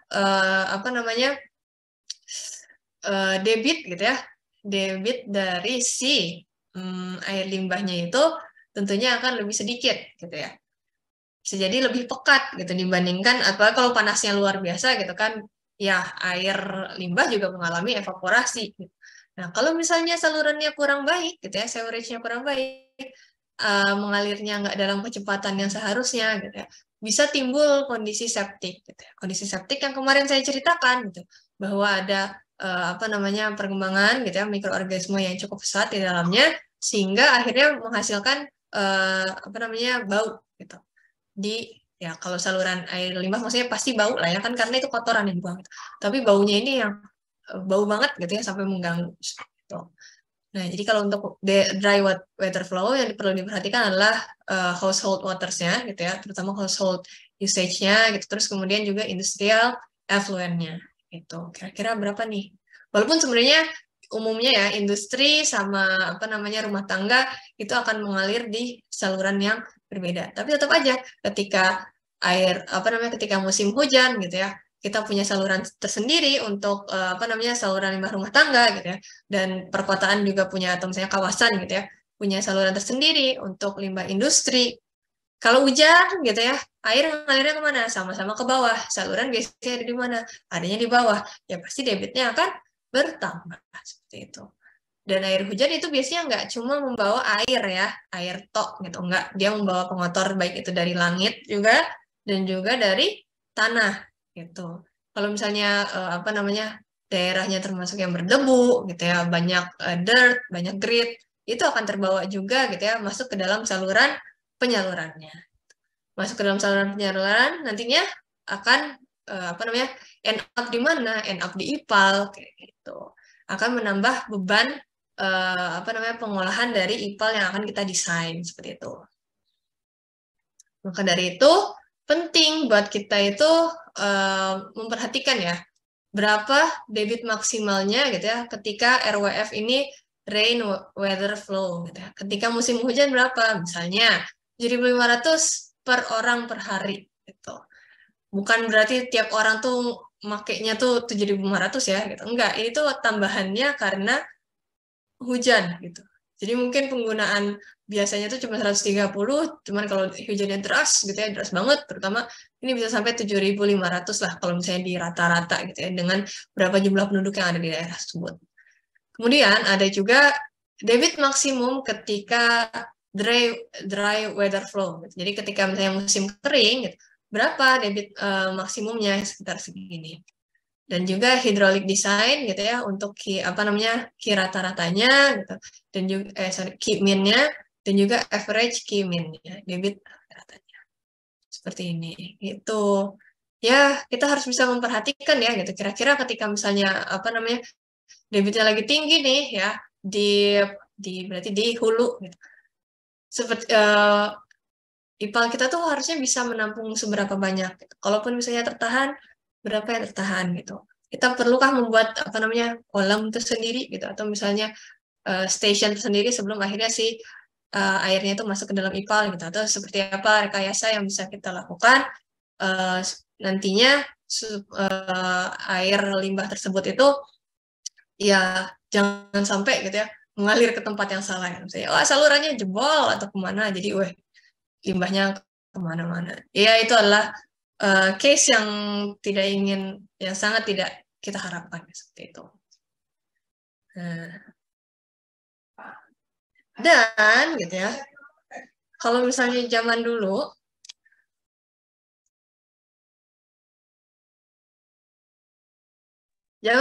gitu ya, mungkin isu climate change ini belum terlalu naik gitu ya, belum terlalu hot, masih jadi sesuatu yang apakah ini hanya mitos gitu, apakah ini hanya akal-akalan teori orang gitu ya, untuk menakut-nakuti apa namanya akan adanya climate change dan lain-lain dampaknya gitu terhadap lingkungan. Tapi ya sekarang udah banyak bukti yang menunjukkan bahwa perubahan iklim itu terjadi dan dampaknya itu nggak cuma 1-2 tahun ya, tapi juga bisa terhadap 10 tahun, 20 tahun selanjutnya gitu. Ini fotonya saya ambil dari banjir di Karawang. Saya nggak tahu ini apa namanya di daerah mana. Tapi uh, pertanda dari climate change ini itu seperti apa gitu. Jadi semakin pendeknya intense peak gitu. Jadi uh, hujan gitu ya. Hujan itu uh, datang gitu ya. Singkat tapi deras, gitu. Jadi kayak apa namanya ya kalau teman-teman ngerasain kemarin kan suka apa namanya berhari-hari gitu ya nggak ada hujan gitu ya. Tapi kemudian begitu hujan bisa 2 malam apa namanya ya 2 hari 2 malam itu nggak beres-beres gitu. Hujannya datang berhenti gitu ya datang deras lagi berhenti lagi. Gitu. Pokoknya nggak jelas lah. Gitu. Jadi kita dan ini juga jadi PR ya bukan hanya bagi apa namanya anak-anak teknik sipil gitu. Yang concernnya adalah mereka membuat saluran irigasi dan juga ya drainase sih dua-duanya ya ranahnya TL bisa, ranahnya sipil bisa gitu ya. Nah, karena ya itu tadi apa curah hujan itu semakin sulit untuk diprediksi. Misalnya tadinya kalau dosen saya itu dulu dosen yang terkait pengelolaan air, dia selalu cerita namanya ada debit banjir 5 tahunan gitu.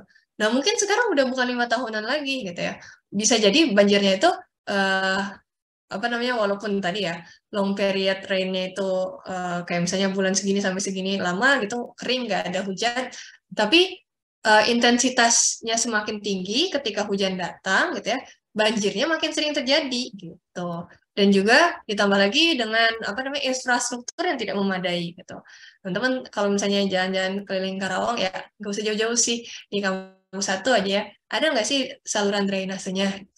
Kan ya makanya saya suka bilang saluran air limbah atau misalnya uh, lebih prefer ke sewer gitu ya, daripada selokan gitu. Sama juga dengan drainase ya, drainase ya drainase gitu. Selokan ya beda lagi gitu. Nah, itu kenapa gitu? Karena ya di desainnya tuh selokan seperti asal-asalan, oh yang penting ada. Padahal harusnya gitu ya, kalau misalnya kita mau mendesain apa namanya suatu saluran yang tadi mengalirkan air hujan ataupun mengalirkan air limbah, itu harus dengan proper desain gitu. Jadi kalau misalnya teman-teman mau jadi konsultan gitu ya di Karawang gitu nantinya mau apa namanya menggunakan ilmu di teknik lingkungannya gitu untuk membantu memperbaiki lingkungan gitu ya. Ya, maka ini adalah kesempatan teman-teman untuk benar-benar belajar gitu. Karena PR kita masih sangat panjang seperti itu.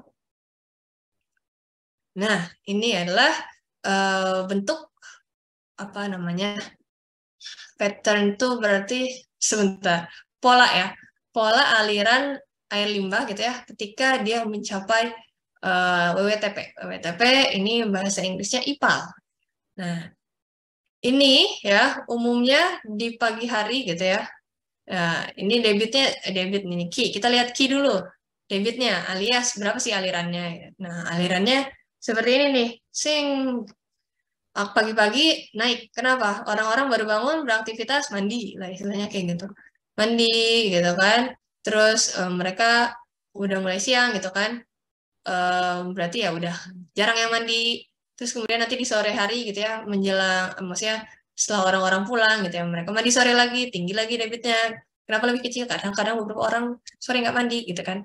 Terus ya udah lama-lama penggunaannya makin dikit dan paling rendah itu di sekitar jam 2 sama jam 4 karena orang-orang biasanya jam segini udah tidur kan dikit banget ya yang masih kerja atau ya masih nugas kadang ada sih. Cuman kan nggak rata-rata orang tuh di jam segitu tidur gitu ya. Nah, tapi kita lihat nih, apa namanya, uh, konsentrasi NH gitu ya. NH4 gitu. NH4 ini apa gitu. Biasanya ya dia apa namanya ada di um, sebentar aku lupa. Jadi air buangan ya. Orang buang air gitu ya mengandung NH4 amoniak. Amoniak ya di air urin bisa gitu. Salah satunya. Nah, jam segini gitu ya, oh, orang ya ada sih yang buang air gitu ya. Tapi ya apa namanya harusnya banyak juga sih. Tapi masih belum tinggi gitu. Tapi nanti di jam makan siang gitu ya, ketika orang-orang udah makan gitu ya, udah minum gitu ya, mereka cenderung akan buang air gitu di siang-siang ini. Nah, terus kemudian apa namanya turun gitu ya di jam segini, di jam berapa ini? Di setelah jam 2 gitu, jam makan siang, malam hari gitu. Terus weng agak apa namanya? Ya ada lagi mungkin yang terbangun gitu kan untuk buang air jam segini dan akhirnya ya mulai lagi hari baru seperti itu. Nah, ini beban pengolahannya seperti ini nih. Nih, beban pengolahannya ini tinggi di siang hari. Nah, nanti kalau misalnya udah malam gitu ya, berkurang lagi. Kayak gitu. Nah, ini adalah bentuk combined sewer overflow atau apa namanya saluran air buangan yang kombinasi. Kombinasi itu artinya air hujan dan juga air apa namanya buangan domestik gitu. Mereka dalam satu apa namanya dalam satu saluran gitu ya, saluran yang besar seperti itu. Kalau misalnya musim musim kering gitu ya, ya cuma apa namanya air limbahnya aja yang dihasilkan, air limbahnya cuma sedikit kan, yang terus ya udah dia ngalir ke bawah. Nah tapi kalau musim hujan gitu ya, dia bisa apa namanya bisa jadi lebih tinggi lagi gitu ya. Ada hujan, air apa namanya storm drainnya atau drainasenya penuh, dia akan masuk ke saluran ini. Nah jadinya debitnya berlebih gitu ya. Di sini udah penuh, nah, di sini harus ada beberapa yang dibuang. Sebenarnya aman nggak sih kayak gini? Ya harus diperhatikan lagi gitu ya. Overflow ini masuknya kemana gitu ya.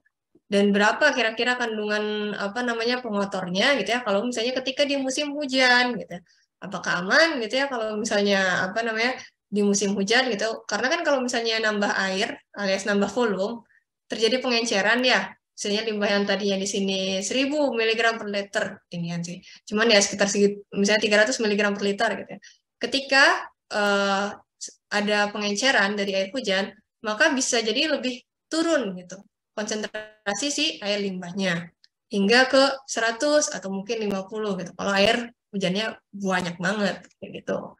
Jadi ya oh ya udah sebagian bisa di apa namanya overflow-nya dialirkan ke sungai. Dan tentunya untuk mengambil keputusan seperti ini diperlukan adanya perhitungan yang baik ya teman-teman engineering yang apa namanya cukup teliti agar ya tadi gitu ya resiko bahwa apa namanya air limbah ini dibuang gitu ya menuju ke badan air sungai ini memiliki apa namanya chance yang kecil untuk merusak uh, sungainya seperti itu. Nah sebelum masuk ke bagian selanjutnya, apakah ada yang mau bertanya? Tidak bosan-bosannya saya memberikan kesempatan buat teman-teman yang mau belajar kebalik ini harusnya 9 Maret pekan 2 ini malah pekan 9.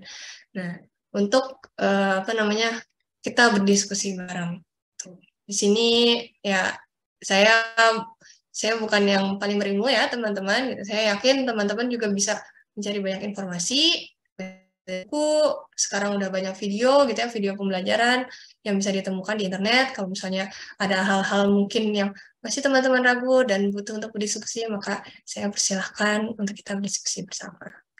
Oke, saya kasih waktu sekarang 11.38 mungkin sampai 11.41 dipersilakan teman-teman untuk apa namanya mencerna terlebih dahulu ataupun jika ada yang mau bertanya.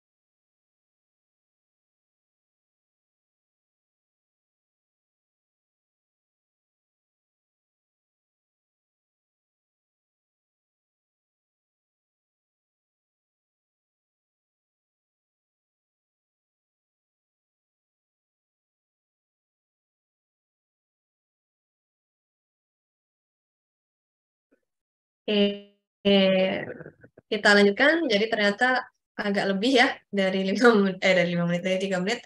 Tapi teman-teman belum ada yang bertanya. Ya saya harap masih bisa dipahami ya materinya. Oke, kita lanjutkan ke bagian ketiga, yaitu apa yang harusnya disisihkan. Ya. Senyawa-senyawa yang harus diolah atau disisihkan. Ini jadi dasar utama kita gitu ya, untuk memperhatikan nanti kira-kira seperti apa konfigurasinya dan proses apa yang kita butuhkan dalam pengolahan air buangan. Karena ya bukan berarti semakin banyak unit gitu ya, akan otomatis semakin bersih, enggak gitu. Tapi kita bisa kok mengefektifkan proses pengolahan jika kita tahu sebenarnya tujuannya itu untuk apa dan apa yang harus disisihkan. Jadi ini akan menjadi bagian penting. Nah, kita akan berfokus dalam bagian ini. Kalau tadi saya umumnya banyak ngomong campur antara limbah industri dan juga limbah domestik, tapi di bagian ini saya akan lebih berfokus kepada limbah domestik.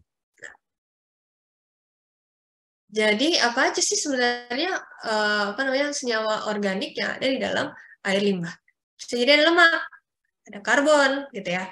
Ada juga gula. Ya gula ini berarti rantai C juga ya. Ada juga makanan gitu ya yang kita makan. Ini sisa lebih kepada sisa makanan ya kelihatannya. Kemudian juga ada minuman apa aja. Nah, kalau misalnya di Indonesia kita mungkin setidaknya yang saya tahu ya gitu ya. Mayoritas masyarakatnya adalah muslim sehingga konsumsi alkoholnya tidak terlalu tinggi dibandingkan dengan negara lain. Jadi ya itu tentunya juga akan mempengaruhi hasil buangan manusia yang akan kita olah gitu. Ya, dan juga protein yang dimakan gitu. Nah, nanti apapun yang masyarakat pada umumnya konsumsi itu akan menjadi suatu buangan. Nah, buangan tersebut yang akan kita olah.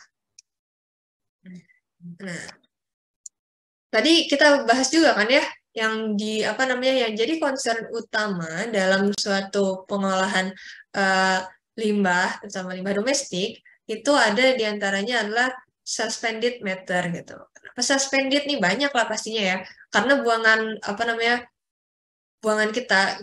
hasil buangan manusia itu ada nomor 1 dan nomor 2. Nomor 1 adalah urin, nomor 2 adalah berarti defekasi gitu ya, kotoran. Nah, yang nomor 2 itu dia ada solidnya gitu kan, bentuknya berupa padatan gitu. Jadi ya itu akan end up di dalam aliran aliran pembuangannya gitu, aliran air limbahnya gitu. Nah, balik lagi nih ya nanti kalau misalnya di negara yang lebih berkembang gitu ya, kadang mereka tuh bukan cuma domestik sama tadi kan air hujan, tapi bisa juga dipisah lagi, ada air hujan, ada black water, ada gray water. Jadi ada lebih banyak kompartemen. Kalau misalnya mereka mau lebih ekstra, yang yellow water alias urin, itu juga dibikin saluran tersendiri. Untuk apa? Diolahnya dipisah-pisahin gitu. Ya tadi gitu, kita bisa berfokus kepada limbah mana gitu ya, sasarannya apa gitu. Dan peruntukan hasil olahannya itu untuk menjadi apa. Nah, kalau misalnya gray water dan juga black waternya dicampur ya, ya nantinya berarti air buangan gitu ya, air limbah yang ada di saluran pembuangan gitu, itu akan ada fesesnya dan juga akan ada mungkin sisa makanan. Sisa makanannya itu dari mana? Bukan yang ada di feses ya, tapi sisa makanan dari proses pencucian, misalnya pencucian piring seperti itu. Nah, nanti kalau misalnya ternyata air mandi dan juga air laundry-nya nyatu, nah berarti ditambah lagi gitu ya, air dalam saluran buangan yang nantinya akan sampai ke IPAL, dia akan ada air limbah yang pastinya mengandung deterjen gitu ya, mengandung sisa makanan dalam bentuk padatan, mengandung feses manusia juga, bisa jadi mengandung urin, bisa jadi mengandung sabun gitu. Nah, ribet gitu ya. Kadang gitu ya menyatukan saluran air saluran air abu-abu atau gray water gitu ya, saluran gray water dan black water itu bermanfaat dalam hal misalnya pengenceran. Tapi tentu saja ada konsekuensi lain gitu ya, yaitu debitnya bertambah, dan yang kedua adalah ya tentunya kompleksitasnya juga bertambah gitu, karena di situ ada sabun yang masuk. Nah, tapi kalau misalnya mau dipisah pun gitu ya, ya misalnya kita pengen berfokus, oh kita lebih pengen si grey waternya ini nanti kita bisa manfaatkan sebagai air untuk menyiram tanaman. Karena kenapa? Karena misalnya kalau misalnya di rumah saya nih punya kebiasaan misalnya air sisa yang ada sisa makanannya gitu ya, misalnya hasil pencucian beras nggak dibuang ke dalam drainase tapi kita kumpulkan untuk apa? Untuk menyiram tanaman. Nah, nanti itu menjadi nutrisi tersendiri yang membuat tanamannya lebih mudah bertumbuh seperti itu. Nah, yang kayak gitu teman-teman. Jadi ya manajemennya gitu ya bisa ditentukan oleh rumah tangganya sendiri gitu ya, ataupun misalnya pemerintah yang tentukan gitu.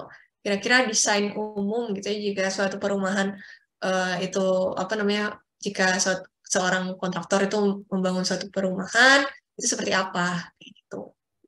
Dan juga ada grid sand gitu. Nah, grid sand ini dari mana? Ya, dari macam-macam ya, dari proses kita cuci-cuci ya pasti ada grid dan sandnya juga gitu. Bahkan dari kalaupun misalnya nggak mungkin nggak ada sih, pasti adalah padatan yang bentuknya kasar. Datangnya dari mana? Dari debu ataupun dari air hujan juga bisa.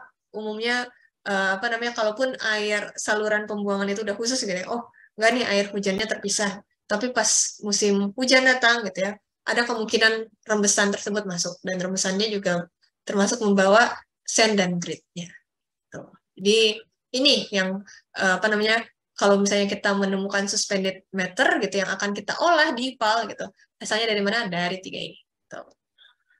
Nanti akan menentukan bagaimana kita mendesain preliminary treatment. Jadi ada primary, ada preliminary. Nah, tadi kan saya juga udah cerita bahwa ini semua akan berpengaruh terhadap wastewater composition-nya atau kontaminansinya. Apakah salurannya digabung antara black dan gray, black, gray dan juga yellow gitu. Apakah masing-masing dipisah gitu ya.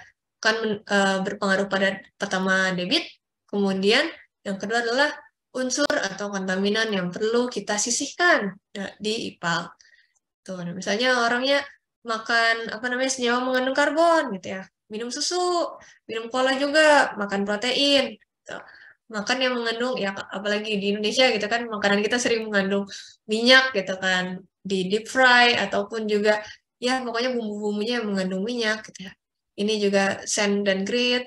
Dan kalau misalnya di negara yang sudah lebih maju gitu ya teknologinya, mereka akan concernnya bertambah yaitu terkait dengan ini ya zat-zat seperti antibiotik ataupun obat-obatan lainnya gitu ya yang dikonsumsi oleh manusia. Karena apapun yang kita konsumsi ya tadi ya, termasuk kalau dalam bahasa Inggris tuh apa yang kita makan sehari-hari disebutnya diet gitu ya. Jadi diet tuh bukan cuma untuk menurunkan berat badan gitu ya, tapi diet tuh apa yang dimakan gitu ya. Ini tuh masuk ke dalam hal yang obat-obat tuh masuk dalam dietnya kita kayak gitu. Nah, ini tentu akan berpengaruh gitu ya ke nantinya pengolahannya kalau misalnya emang mau menghindari gitu ya masuknya senyawa-senyawa dari obat ini ke dalam badan air penerima gitu. Ya pastinya kalau misalnya ada obat yang berpengaruh ke hormon gitu ya, masuk ke walaupun diolah gitu.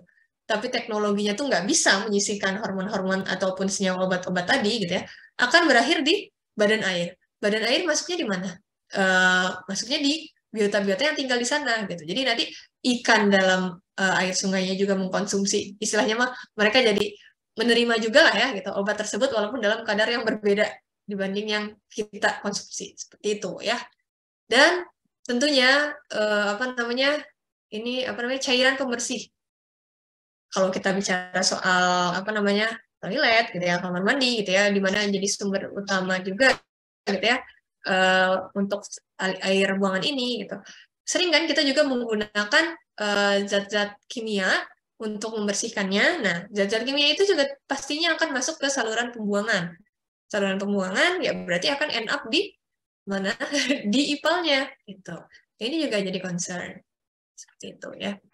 Nah, inilah teman-teman gitu ya, yang akan menjadi sumber kepusingan kita dalam tahap pertama menentukan apa saja unitnya gitu dan kira-kira apa aja proses yang akan kita gunakan di IPAL yang kita rancang.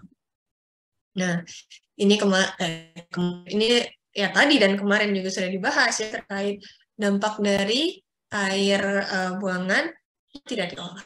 Kita tahu itu hanya sebagian kecil lah apa namanya yang bisa kita tangkap secara cepat gitu ya. Tapi hal-hal di luar ini gitu ya. Yang tadi kayak misalnya dampak hormon gitu ya, maksudnya obat-obatan yang mengandung hormon atau misalnya obat-obatan lainnya yang itu masuk ke dalam badan air gitu. Seperti apa dampaknya terhadap biota di laut gitu ya, terhadap biota di badan air penerima itu mungkin belum banyak gitu ya yang apa namanya temuan yang ditemukan, kalaupun udah banyak mungkin belum banyak orang-orang tuh menganggap isu ini sebagai isu utama yang perlu dipertimbangkan dalam proses pengolahan air limbah. Nah, berikut adalah komposisi air limbah ya. Jadi pertama kita punya raw wastewater gitu ya, air yang enggak diolah sama sekali gitu ya. Jadi benar-benar mentah gitu ya, dia dari apa namanya? Ya dari toilet, dari air apa namanya? Grey water berarti air cucian gitu ya. Cucian apapun itu gitu. Dan juga misalnya ya, termasuk urin gitu ya. Nah, tapi mereka semua gitu ya dengan komponen yang ribet-ribetnya itu, yang kompleksnya itu, sebenarnya 99,9%-nya adalah air, dan yang kita ribetin ini, yang bikin kita pusing ini, itu material yang akan kita apa namanya sisihkan hanya 0,1%, teman-teman. 0,1%, tapi ya inilah yang harus kita perhatikan. Nah, dan dari material yang 0,1% ini, 70% disusun oleh organik. Gitu ya. Organik seperti apa ya? Protein, karbohidrat, ataupun lemak. Gitu. Protein paling banyak biasanya ya. Tapi tergantung negaranya juga sih menurut saya. Karena kalau misalnya di negara, apa namanya, seperti negara barat, gitu ya, komposisi proteinnya mungkin seperti ini, karbohidratnya lebih rendah, dan juga lemaknya 10% gitu ya, rendah. Tapi kalau misalnya di Asia, mungkin karbohidratnya nggak akan segini. Ini saya ngambilnya dari bahan apa namanya kuliah di berarti di Belanda. Belanda ya mereka tergantung diet nih, apa yang mereka makan gitu kan. Kebanyakan mereka mungkin nggak sering mengkonsumsi karbohidrat gitu ya, hanya sekali. Gitu. Tapi kalau dia karbohidrat itu yakin paling tinggi, gitu, paling besar penyusunnya. Dan protein, kita proteinnya dari mana? Banyaknya lebih banyak di protein nabati gitu. Ya dari tempe, dari tahu gitu. Sementara protein hewani itu biasanya lebih sedikit ya, konsumsinya.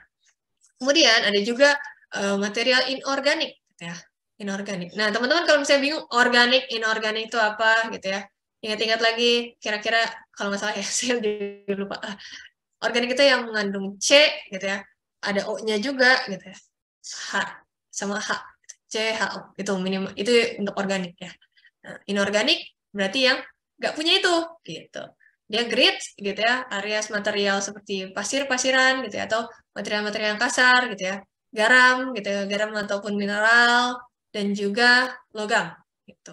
Jadi beda ya, maksudnya kalau misalnya di sampah gitu ya, kita akan bahas organik, inorganik itu keingatnya oh sampah organik berarti itu lebih ke arah yang biodegradable gitu ya. Yang inorganik itu yang non biodegradable. Tapi kalau misalnya di air itu nggak kayak gitu ya. Inorganik itu yang tadi CHO, dan sedangkan anorganik itu yang nggak ada CHO. Nah, ini juga ada di kuis gitu ya. Dan saya harapnya sih teman-teman bisa recall. Saya nggak tahu sih kalau misalnya dulu lambingnya sampai belajar apa namanya identifikasi apa ya namanya, maksudnya belajar terkait padatan gitu ya, solid ini sampai ke apa namanya grafimetri atau enggak. Jadi kalau di grafimetri ini gitu ya, metode grafimetri buat kita ngelihat sebenarnya apa namanya, aku lupa, solid itu tuh yang seperti apa sih yang ada di dalam air gitu ya. Nah, itu bisa dikategorikan jadi sebanyak ini gitu ya. Jadi ada total solid, suspended solid gitu ya. Ada VSS, ada FSS, ada TVS, FS, lalala. Gitu. Semuanya belakangnya S pasti solid. Seperti apa gitu. Misalnya kita punya sampel air, air apa? Misalnya ya ini dalam hal ini air limbah ya. Air limbahnya gitu ya.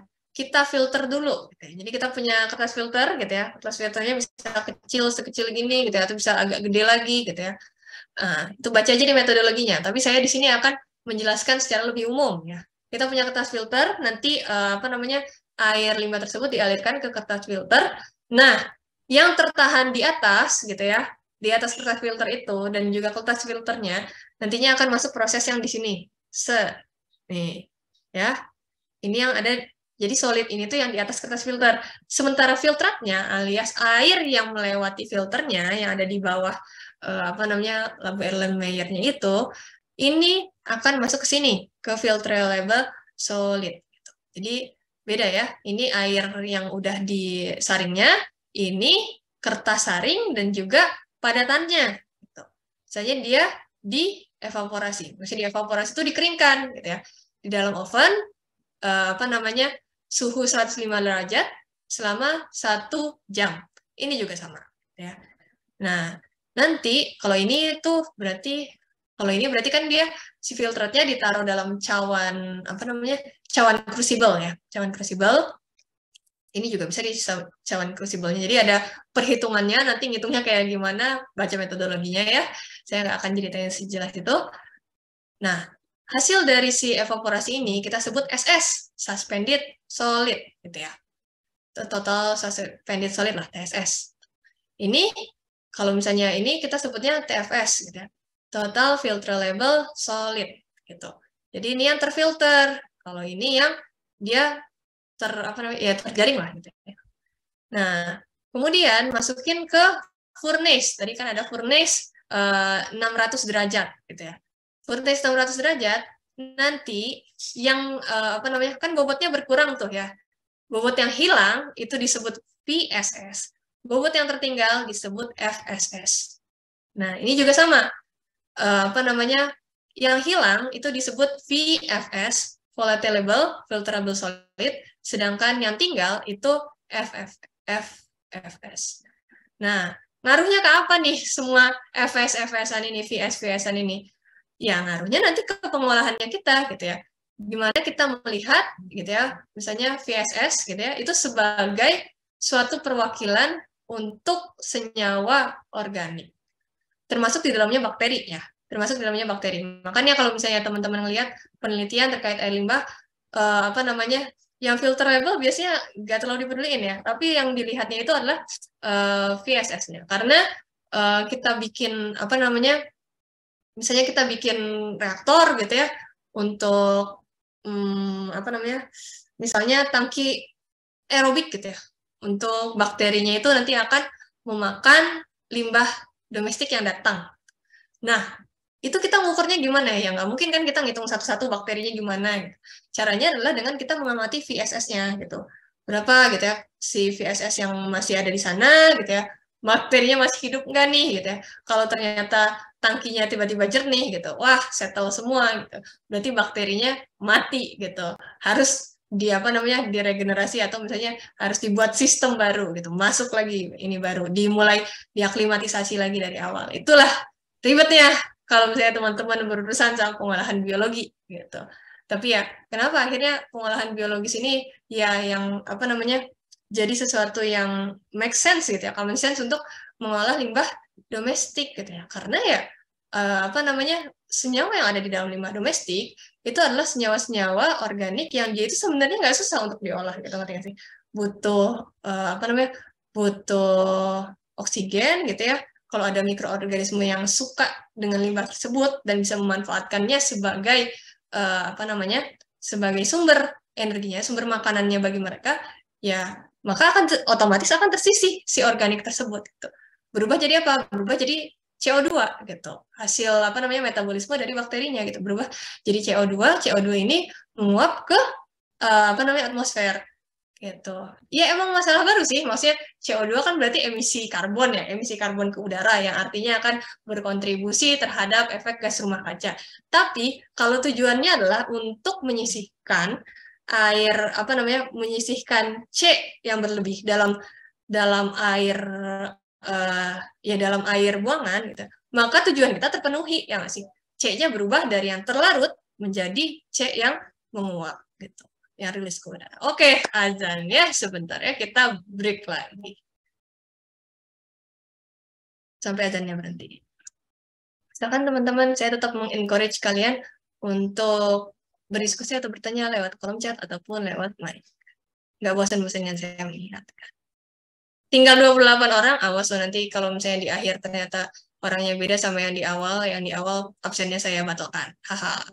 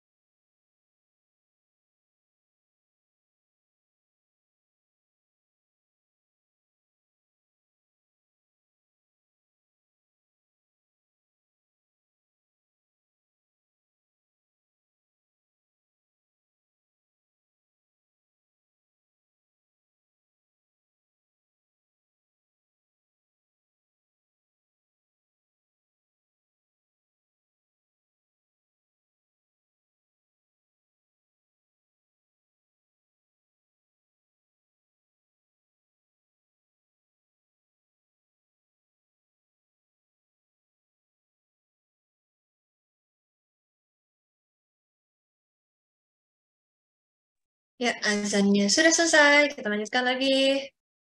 Ini sekitar enggak kemungkinan sih, 8 slide lagi ya. Tuh, masih kuat ya? Masih, insya Allah. Saya juga harus kuat nih, ngajarin teman-teman. Nah, bentar. Kok lanjut nih sama ke double? Oke. Jadi, saya lanjutkan lagi ya. Tadi udah kita bahas gitu ya, bentuk-bentuk solid tuh apa aja. Tuh, ada apa namanya? VSS, FFS, VFS gitu ya. Dan juga FFS ini, FFS ya benar. Ini apa namanya? Yang VSS ini biasanya kalau misalnya disebut ya, bentuknya yang tadi ya, parameter apakah bakterinya ini masih ada nggak ya, masih makmur nggak ya di dalam suatu pengolahan biologis gitu.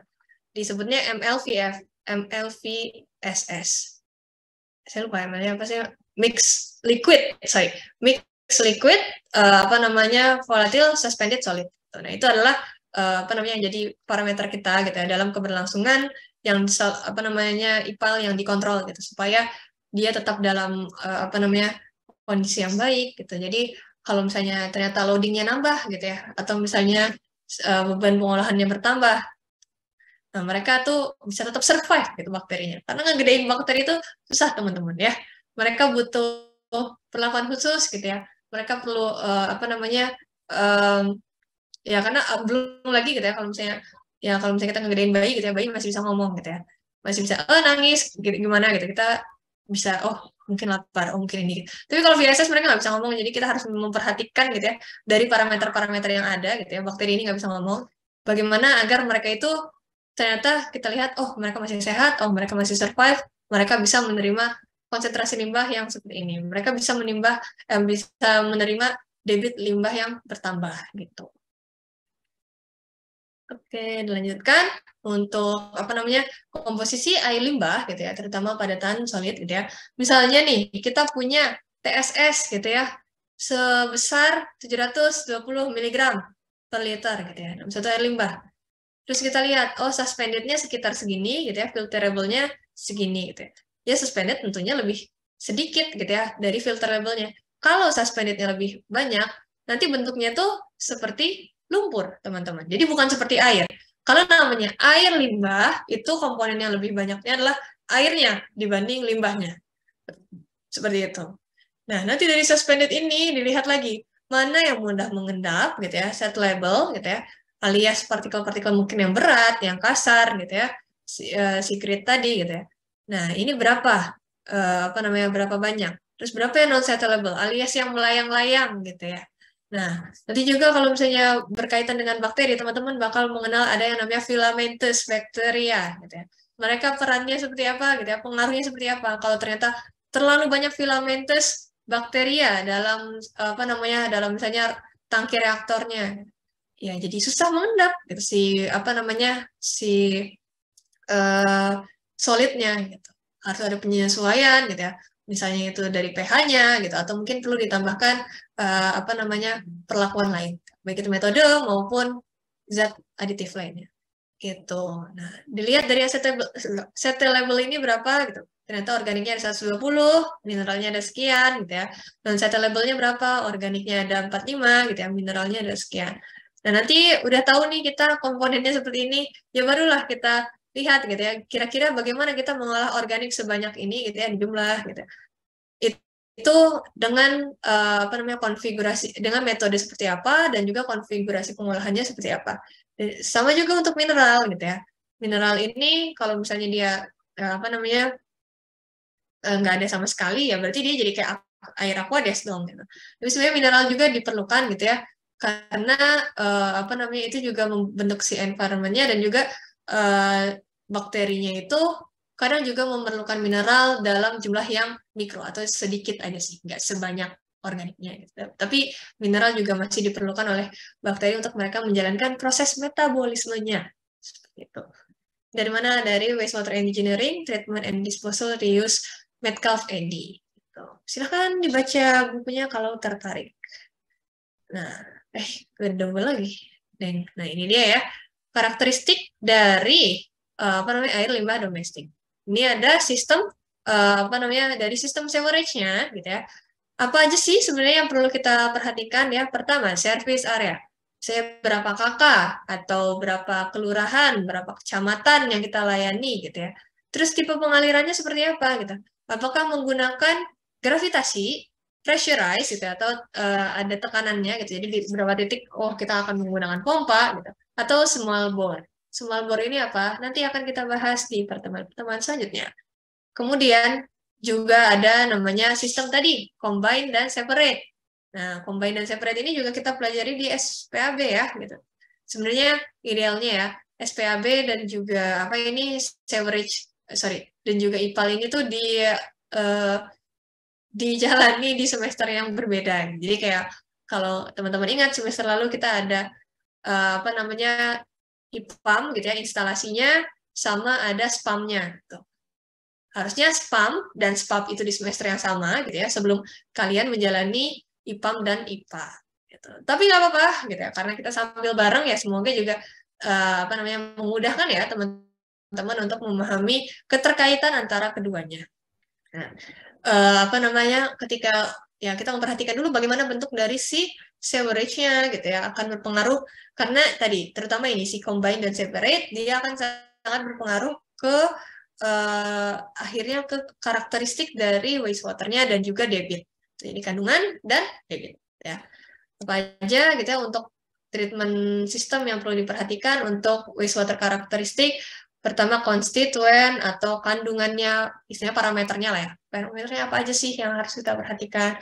Oh, dia DO-nya rendah gitu ya. DO-nya 0 gitu ya. COD-nya tinggi sampai misalnya 600 gitu sampai 1000.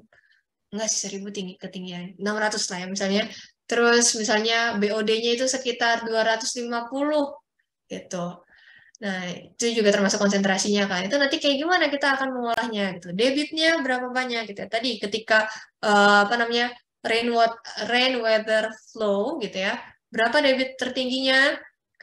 Itu akan berpengaruh juga ke tadi seberapa kental gitu sih, seberapa strong si air limbah tersebut dan juga ketika dry gitu ya seperti apa. Gitu.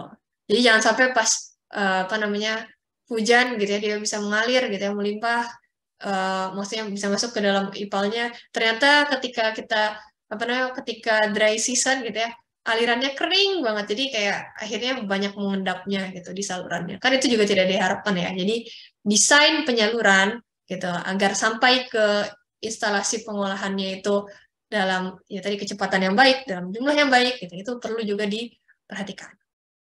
Kemudian effluent quality standard. Tadi dilihat sebenarnya standar mana yang mau kita penuhi gitu ya. Misalnya oh badan air itu dia peruntukannya apa namanya untuk misalnya kelas 3 gitu ya. Saya lupa kelas 3 itu untuk apa aja gitu. Jadi nggak perlu apa namanya ya emang udah rendah sih gitu, tapi harus dijaga supaya dia jangan sampai turun lagi gitu ya. Nah, itu kayak gimana? Kan berarti kita harus menghitung dari FBN standarnya, terus industrial standar, ya industrial lagi, domestikal standarnya gitu. Kira-kira berapa yang bisa kita buang gitu. Itu akan mempengaruhi kinerja ya efektivitas dari unit yang akan kita desain. Nah, kemudian kalau misalnya irigasi, nah berarti kan kalau irigasi ini masuknya akan ke sektor pangan ya. Ya bayangkan aja gitu kalau misalnya ternyata air limbah yang kita buang gitu ya